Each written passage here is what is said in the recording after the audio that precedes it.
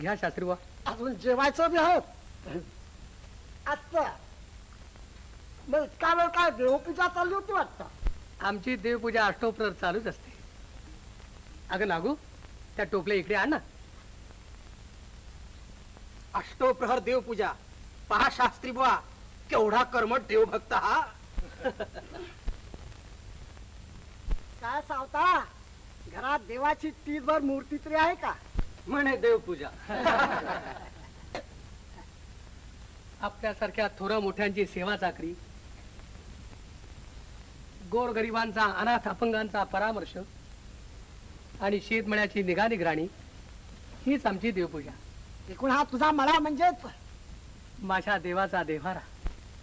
आणि त्या देवाला म्हसोबाची अडचण व्हायला लागली म्हणून तर यानं त्या म्हसोबाची दूर हकालपट्टी केली. नागू, ओल्या शेंगा भाजल्यात ना, मग आणखी.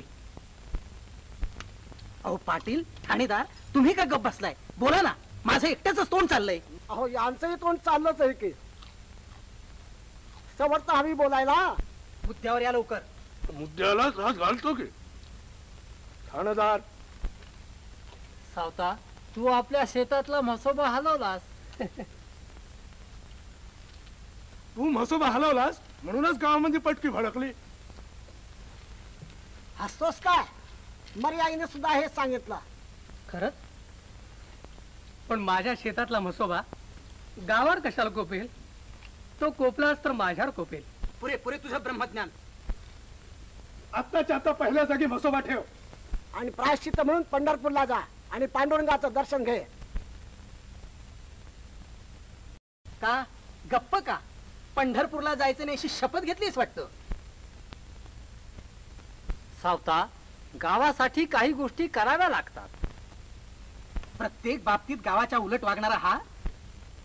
पण ह्यो तुझा हेकाडपणा आता आम्ही नाही चालू देणार. तुला मानानं अब्रून राहायचं असेल तर आधी आमच्यापासून व्यवहारात तानाचे धडे शिक. तुमच्यापासून नको तुमचे ज्ञान, नको तुमचा मान. माझे आहे मन वेगळेची.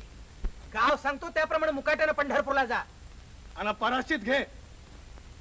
प्रायश्चित्त प्रायश्चित्त घेण्यासारखं माझ्यातून काही घडलं आहे असं मला नाही वाटत. आणि पंढरीला जाण्याविषयी म्हणाल तर माझ्या मळ्यातच पांडुरंगाच्या कृपेची पंढरी अखंड पिकली आहे. आणि पांडुरंगाचं दर्शन मला तिन्ही त्रिकाळ या मळ्यातच घडत असतं.